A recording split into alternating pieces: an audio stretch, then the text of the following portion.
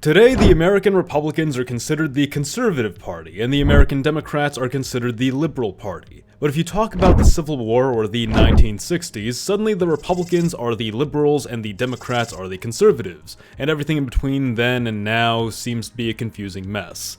So, why is this? Do the parties just suddenly switch platforms at one point? A lot of people seem to think so, and often the debate seems to be focused on why and when they switched. But there might not have been a real party switch at all, at least not in the sense that many seem to describe. What we tend to find in the narrative of the party switch, and even in the narratives of party switch deniers, is the viewing of American history through a fairly narrow perspective, concentrated on racial politics, specifically as it pertains to the South and the African American population. What this does is it chops out a great deal of context and the wider picture of American political evolution. This is to say that the general understanding of the so-called party switch is a bad oversimplification that only causes more confusion, with both Democrats and Republicans today who don't understand their party's roots, blaming each other for the mistakes of the past, and finding themselves totally lost on the real history of how they ended up where they are today. So in this video, we're going to clear up some of the confusion of the party switch. Hello audience, Mr. Z here with another video for you. If you're new to the channel, welcome. We have videos just like this every week, and believe it or not, only about 25% of you watching are actually subscribed to the channel right now. So if you enjoy this type of content, I hope you'll hit that subscribe button and stick around. And if you are subscribed, fellas, only like 15% of you have your notifications on. YouTube's subscription system is seriously confusing sometimes, but basically if you really want to be subscribed to the channel, you need to click that bell icon and activate those notifications. Now, back to our regularly scheduled program. To understand the nature of the American political parties, we must go into a brief bit of American history. In the year 1492, assuming you're familiar with the prevailing currents of politics in the European kingdoms of the time. Alright, in all seriousness, probably the core of misunderstanding surrounding what happened to the parties is the nature of the party system in America itself. Actually, we'll break this up into three factors, and number one is how the parties work in America. Many will assume, even here in the States and in contemporary times, that because we have two parties, there are only ever two major schools of thought in American politics, even across the span of history. That the Republicans have always been about X and the Democrats have always been about Y. That the conservatives of 1800 were identical in their views to the conservatives of today, etc., etc. This is false. At virtually any given time in American history, there are many different competing ideologies vying for power, and often these are a manifestation of regional desires, varied cultural values, and competing lifestyles among different American groups, what we'll refer to as ideological blocks. This is the second major factor, and we'll touch on it momentarily.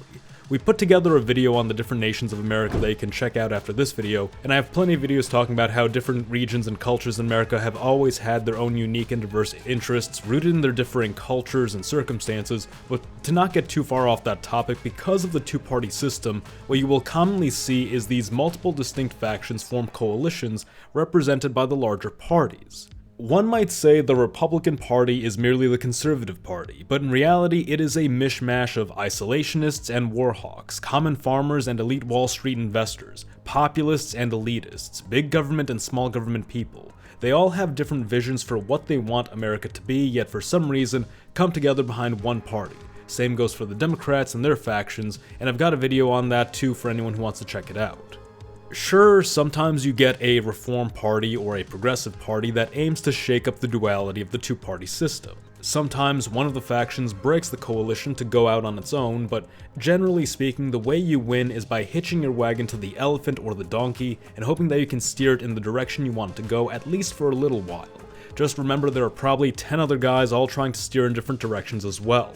This already probably shines some light on what really happened during the so-called party switch, a reorientation of factions within the parties, rather than the parties just switching ideologies or platforms, and that is in fact what we see.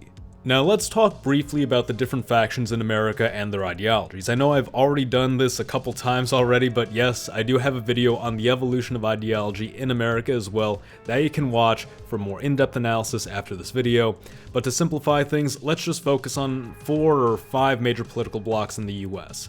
There is a bloc concentrated most heavily in the Northeast that is at present and generally always has been relatively well educated, affluent, and mercantile, with tendencies towards socially liberal but economically conservative values. And it's true that the region was far more socially conservative then, though some might argue that this was less about conservative values and more about its proclivity toward hierarchy and conformity. In the South, you of course have a large bloc which has historically always supported political decentralization, small government, militarism or warhawkism, and up until relatively recently, the more rural and agricultural character of the United States, with a tendency towards socially conservative values. The relationship between the white and black population in America has also always been of major interest to the South because more than any other region, it held the greatest concentration of the African American population. The black population of the South, and later its diaspora across the rest of the country, should also be considered a distinct voting bloc, which, having had to bear a history defined by enslavement and ostracism, generally seeks to advance its own power and security in the country, being highly skeptical of the other factions to treat them fairly. Voting patterns among African Americans are a bit of a complex issue as well, and I've also covered that in greater detail in this video here. We'll keep this from getting too complicated and just point out that the Midwest and Appalachia are two other key voting blocs heavily defined by their proclivity toward labor policy. The Midwest having been the heart of American industrialization, and Appalachia having been a treasure trove of raw material which fueled the economy of this otherwise heavily underdeveloped and destitute region. Unlike their coastal neighbors, whose access to the sea contributed to their fixation on international trade and conquest, these internal lands of the Midwest and Appalachia have largely been more isolationist and fixated on internal developments rather than foreign venture. Now let's talk about how things got switched in the first place. Prior to the Civil War, new parties had greater viability. The Democratic and Republican parties, after all, were at one point new parties themselves. But in the aftermath of the Civil War, once the Republicans had won and reconsolidated power, the parties became less about specific ideologies and more just vessels for whatever ideology happened to have the most pull in the coalitions. The Democratic Party, founded by Andrew Jackson, started off with a mission that aligned perfectly with its name. It aimed to democratize, to expand political power to more Americans and decentralize authority away from the federal government to the states. Naturally, this attracted the South and at the time what was much of the less developed and rural interior states. Jacksonian democracy opened up two separate doors. On the one side was the obvious fact that many Democrats began to emphasize the states' rights aspect of the party's doctrine, particularly as it related to Southern agrarianism. The South as a culture had always been fairly skeptical of federal intervention in state affairs, and quickly became a base of support for the early Democratic school of thought. Contrasting the lifestyle of the more urbanized Northeast, the Southern lifestyle was built on agriculture, and issues like free trade, rural living, and the practice of slavery were tied to this lifestyle, leading these issues to hold greater sway in Democratic circles, and as time went on, they pulled the party more toward a Southern-focused platform. The other door opened was that by expanding the franchise to the non-land owning population across the country, the Democrats, despite developing a major base in the South, had made it virtually inevitable that the North would become the dominant region of the country. As with the outbreak of industrialization, its urban communities were seeing population growth and expansion on a level that the rural South simply couldn't compete with. And the two would in fact begin to compete. As the Democratic Party increasingly became a tool for promoting Southern influence, the North established its own party in the form of the Republican Party, standing on a series of interests which explicitly appeal to the average Northerner, from economic protectionism to federal infrastructure investment to homesteading to, of course, the gradual or immediate eradication of slavery. The Republican Party pulled behind it the Northeast, the Midwest, and the Far West, and occasionally parts of Appalachia, which at times were torn between its ties to the culture of the South and its preference of Northern Republican politics. So the North wins the Civil War, and the Southern Democrats and the Democratic Party in general are utterly sidelined from major political influence for a long time. With the country rapidly changing and there only really being one viable political party outside of the South, ideologies begin to evolve. You have agrarian populists in the heartland, you have labor unionists and socialists popping up in the Midwest, classical liberals emerging from the North at large, the list goes on.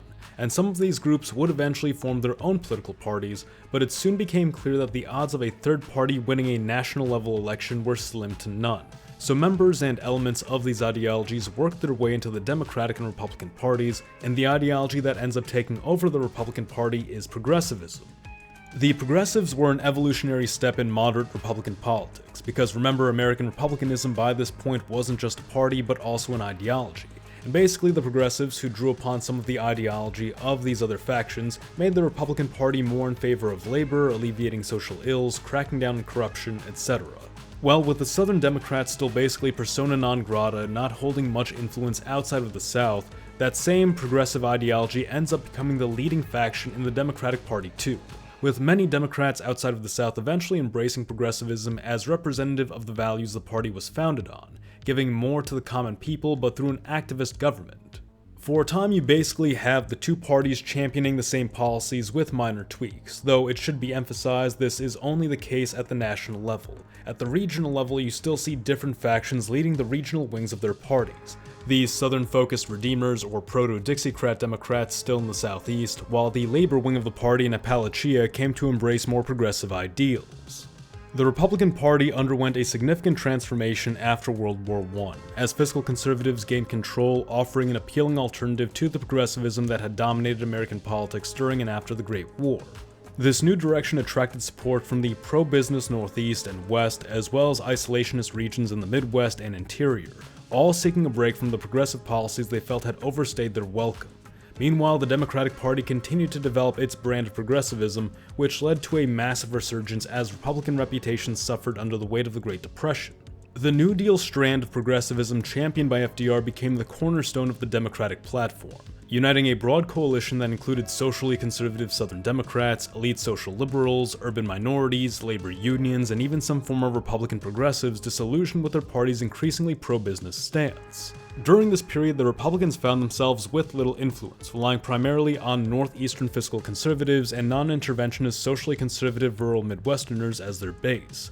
Even the one Republican president elected after FDR's passing, Dwight D. Eisenhower, was highly sympathetic to New Deal policies, signaling just how much the political landscape had shifted. But the first major fissure in the Democratic coalition appeared after World War II, with the death of FDR and the ascension of Harry Truman, who prioritized civil rights reform over the traditional New Deal focus on economic issues. This shift created tension with the conservative Southern base of the party, which had long been loyal but now felt alienated by the push for racial integration. Of course, racial issues had always been a major cornerstone of Southern ideology, and this had been a breaking point for them. In response, Southern Democrats began fielding independent Dixiecrat candidates to challenge the party, signaling their growing discontent. At the same time, the Republican Party was in the midst of its own transformation, struggling to hold together its socially liberal northeastern wing and the more conservative interior communities. The 1964 election was a pivotal moment, with conservative candidate Barry Goldwater losing to New Deal loyalist Lyndon Baines Johnson. However, this loss revealed an opportunity. For the first time, the Deep South, the states of Louisiana, Mississippi, Alabama, Georgia, and South Carolina, all voted Republican, drawn to Goldwater's opposition to the Civil Rights Act, which he argued was unconstitutional. Now, unlike Dixiecrats like Strom Thurmond and George Wallace, Goldwater's stance was genuinely rooted in a belief in limited federal power, not opposition to civil rights per se. Yet many in the South interpreted his position as a coded endorsement of the resistance to civil rights. This appeal to constitutionalism, a strategy not unfamiliar to the South from its antebellum defenses of slavery, resonated not only with Southerners but also with conservatives across the country. The vast majority of conservatives in the country could certainly get behind constitutionalism, and the Republican establishment recognized that this was an opportunity to court the South by promising more states' rights and challenging federal civil rights laws, a move that could potentially realign the South with the Republican Party for the first time since the Civil War. However, this was a delicate balancing act, as the party still needed to retain its liberal northeastern base, which largely supported civil rights. The Republican strategy of compromise reached its zenith under Richard Nixon's administration. Nixon managed to appeal to various factions across the country by promising deregulation to the business interests of the North, tax cuts to the suburban middle class of the Midwest, and small government and states' rights to the South. For many in the South, this was interpreted as a green light to push back against federal civil rights politics, even as Nixon quietly continued to advance racial integration. By the time of Ronald Reagan's presidency, this compromise strategy and its ideology had fully crystallized, solidifying the Republican Party around capitalism, small government, conservative Christian values, and an interventionist foreign policy under the banner of neoconservatism. This approach locked in the South and the Great Plains as reliable Republican strongholds, while gradually alienating the socially liberal Northeast and Northwest, as well as the labor-focused Midwest. These alienated regions in turn were courted by the neoliberal faction of the Democratic Party, which appealed to both the business interests and social values of the coast while also promoting union rights in the Midwest. The urban minority vote remained a strong base of support for this new Democratic coalition, setting the stage for the political realignment that would persist for decades. This realignment shows that while on the surface the political parties appear to shift, in reality the underlying ideological blocks remain remarkably consistent, even as they themselves evolve over time, and it's because of this evolution coupled with major events and developments that you see not party switches, but changes to how different ideological blocks vote, placing more of their support behind one party or another, and in turn compelling the party to place greater emphasis on one issue or another to maintain its base. A fascinating thing, though, is how the creation of these coalitions actually impacts the development of various ideological blocks. For instance, the Republicans in the process of courting the South came at this with a mindset of, we don't condone what the South might do with small government, but look, we're pushing for civil rights more than ever before. We just want it to be done locally. And gradually it seems the Southerners really began to believe that too. What might have started out, at least on the part of the South, as a ploy to perpetuate a struggle against civil rights policy, turned into a genuine desire for small government, now often, but certainly not always, detached from racial issues. Today, most conservative Southerners focus on gun rights, school choice, and religious expression, downplaying or even denouncing policy relating to race, which has previously been fundamental to Southern ideology, even going so far as to see Southerners critique other groups, including African Americans, for resorting to racial and identity-based politics. One of the key issues with this is that it at times leads to a form of denialism, where some Southerners insist that slavery and segregation were purely Democratic ideologies, not Southern ones, and that responsibility for those actions lies squarely with the Democratic Party, seemingly oblivious to the irony of such a statement. It's crucial to recognize that slavery and segregation were rooted in Southern culture and ideology, not party lines. Though this being said, modern Southerners had nothing to do with that. Yet this has not stopped modern liberal Democrats from demonizing the Southerners, and modern Southerners shifting blame to the Democrats. There ought to be an honest recognition of the past and simply moving forward from that, instead of this blaming game of who was really at fault. The consistent thread is that ideological blocks like the South and its preference for small government remain steady trends across history, while the two political parties, at least since the Civil War, have really just been vessels for those ideologies, and the party loyalty of these blocks is what actually shifts and switches, with these blocks sometimes coming together to create a new national ideology, which in turn contributes to the gradual evolution of the blocks and their ideologies. The notion of a party switch is misleading. It's less about parties swapping ideologies and more about the evolution of regional political identities and their affiliation with said parties. But what do you think? Let me know your thoughts in the comments below. Like the video if you enjoyed it and subscribe for more. Mr. Z, out.